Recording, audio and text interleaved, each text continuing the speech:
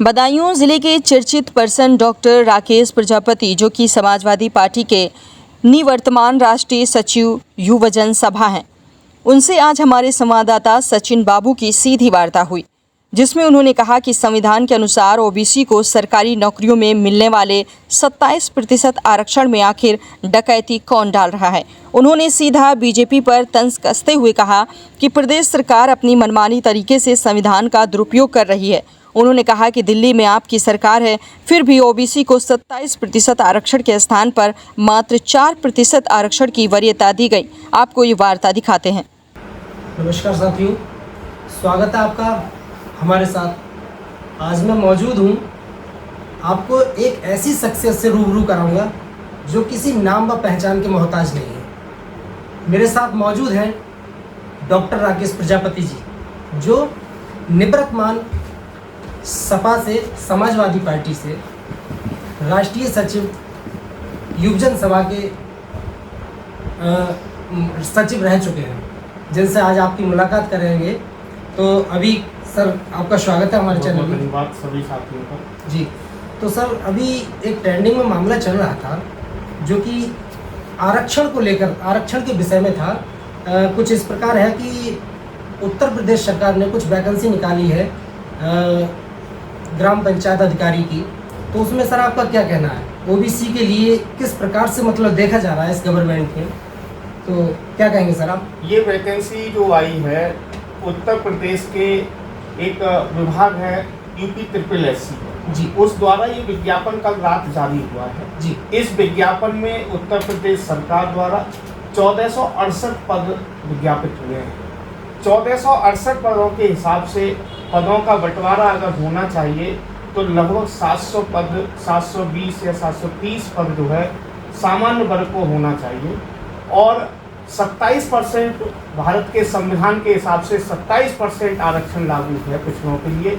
उस 27% आरक्षण के हिसाब से 396 पद पिछड़ों को लागू होना चाहिए थे, लेकिन ये सरकार पिछड़ों के खिलाफ, पिछड़ों के लिए इतना खिलाफ साजिश रच रही है। उस साजिश के तहत, षड्यंत्र के तहत पिछड़ों को पीछे ढकेलने का काम किया जा रहा है। और इस विज्ञापन में पिछड़ों को मात्र 139 पद देने का कार्य किया है। अगर परसेंटेज की बात करें तो मात्र 9% देने का काम किया है। यहाँ अगर हम बात करें EWS के लिए 117 पद और जनरल के लिए 849 पद, टोटल मिलाकर के सामान्य वर्ग के लिए 966 पद, यानी कि लगभग 66% पद 15% आबादी को देने का काम किया है। बाकी 62% आबादी को मात्र 9% देने का काम किया है।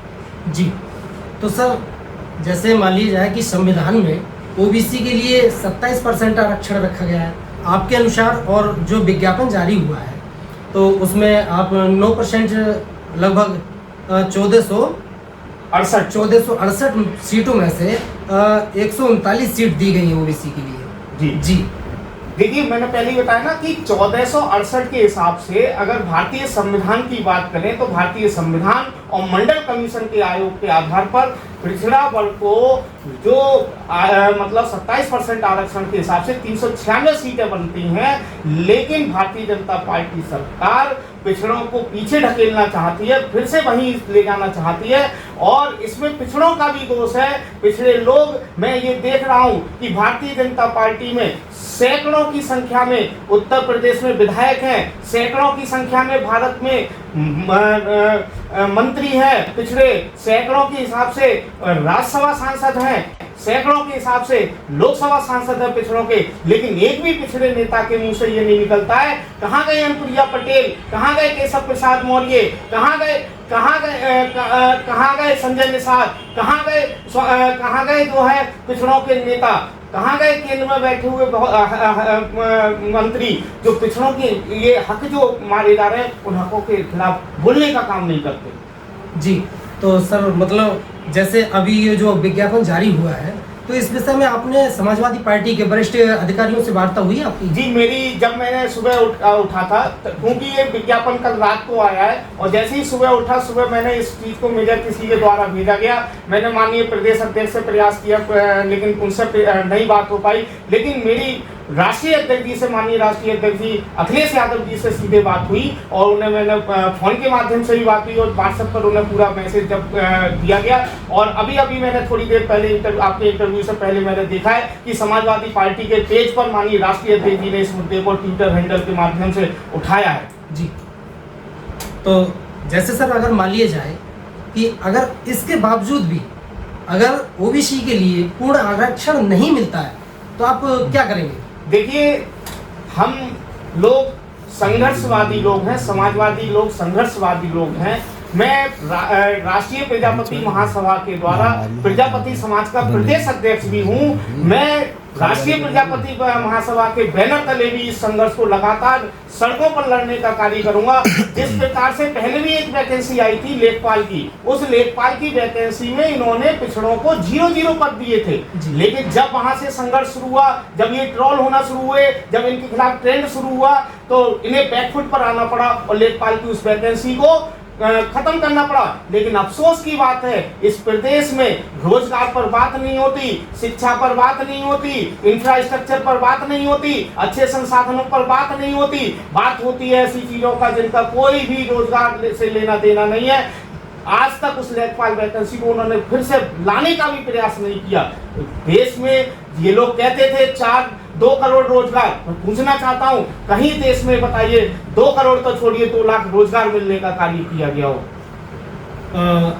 जैसे मान लीजिए सर, इसके अलावा जैसे अभी आपने बताया कि लेखपाल की भर्ती भी हुई थी, तो उसके विषय में आपने बताया, और अदरवाइज जैसे कि और अगर कई वैकेंसी हैं। मैं एक दिल्ली पुलिस का उदाहरण देना चाहता हूं। वहां तो पूरी तरीके से डकैती डालने का काम किया गया। सर आप यूपी से दिल्ली जा रहे हैं? यूपी से देखिए, दिल्ली पुलिस भी माननीय अरविंद केजरीवाल रोजाना दिल्ली पुलिस को करते रहते हैं। क्यों? क्योंकि दिल्ली पुलिस पर केंद्र का ही कब्जा है। वहां पर भी उन्होंने दिल्ली पुलिस में, देखिए केंद्र में सरकार जो है किसकी है? भारतीय जनता पार्टी की। तो जो भारतीय जनता पार्टी करेगी इस समय देश में वही होगा, प्रदेशों को वही करना होगा। ये दिल्ली पुलिस में भर्ती होती है, उस भर्ती में 7,547 पदों का विज्ञापन निकलता है। 7,547। मैं आपके माध्यम से बताना चाहता हूं, उसमें मात्र ओबीसी के लिए 287 पद थे, मात्र 287। अगर परसेंटेज की बात करें तो मात्र 4%, यानी कि 23% पिछड़ों के पदों पर डाका डालने का काम किया गया। मैं तो ये कह रहा हूँ, ये भारतीय जनता पार्टी के लोग डकैती डालने का काम कर रहे हैं, पिछड़ों के हकों के अधिकारों को छीनने का काम कर रहे हैं। वहीं उस पुलिस की भर्ती में मैं आपको बताना चाहता हूँ, सामान्य के लिए 3063 पद, और यहाँ तक कि देखिए 10% ईडब्ल्यूएस के लिए 10% आरक्षण लागू है, 10% के लिए 542 पद और 27% वालों के लिए 287 पद। वहां तो ऐसे वालों के लिए भी बहुत बड़ी डकैती डाली गई थी। इस ग्राम पंचायत अधिकारी में तो अनुसूचित जाति का ठीक रखा गया है, लेकिन वहां तो अनुसूचित जाति के साथ भी बड़ा खिलवाड़ हुआ था।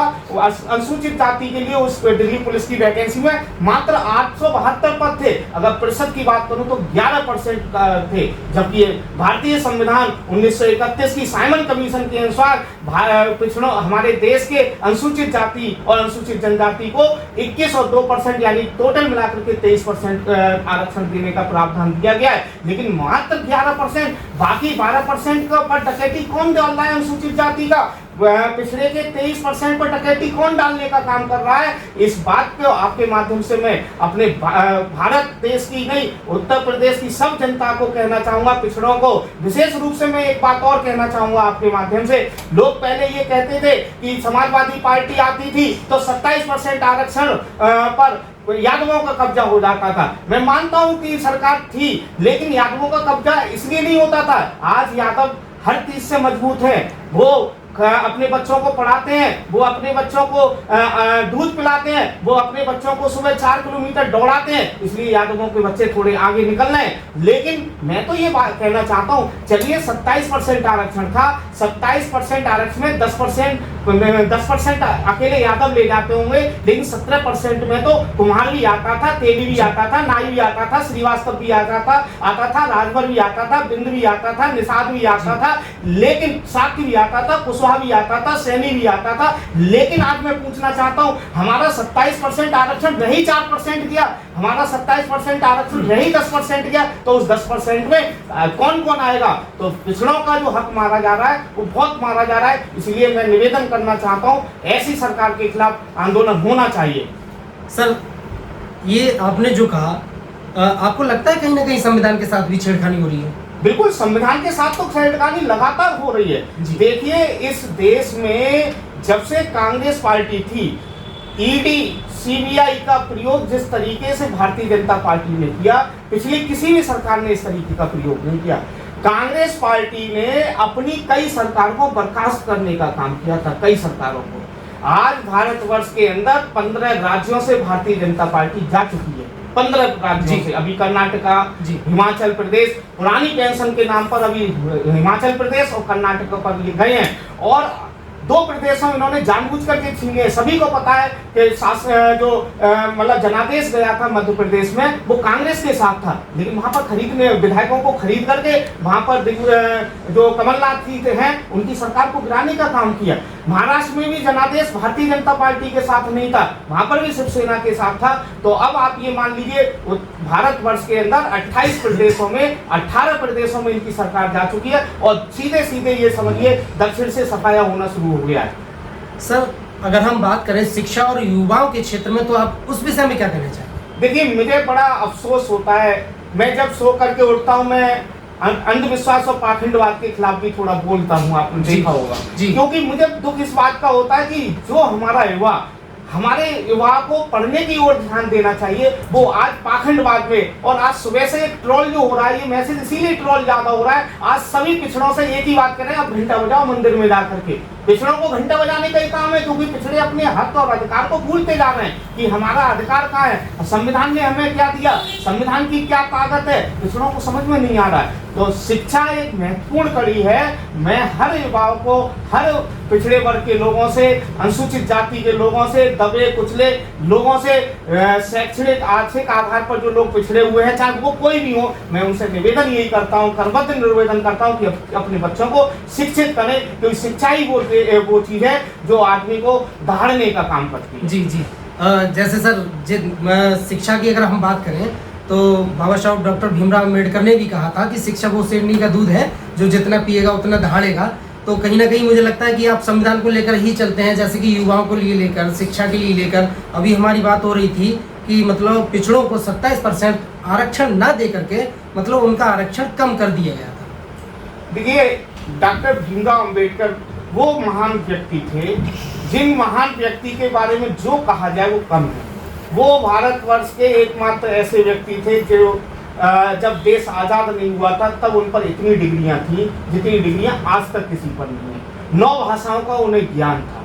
उन्होंने एक ऐसा संविधान दिया जिसमें समानता का अधिकार है। आज डॉक्टर भीमराव अम्बेडकर का शायद संविधान नहीं होता तो आज पिछड़ों को, दलितों को, मजलूमों को पढ़ने की आज़ादी नहीं होती, क्योंकि हम लोग सब जानते हैं हमारे धर्म के अनुसार ये कहा जाता है कि पढ़ने की आज़ादी केवल एक विशेष वर्ग, विशेष जाति, विशेष धर्म के लिए हुआ करती थी। हम लोगों को पढ़ने की आज़ादी नहीं होती थी।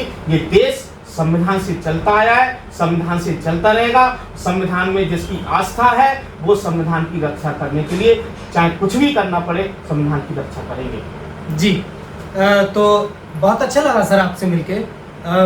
ऐसी ही लेटेस्ट खबरें देखने के लिए मेरे साथ बने रहिए। नमस्कार, मैं सचिन बाबू, कैमरामैन आलोक कुमार के साथ। धन्यवाद।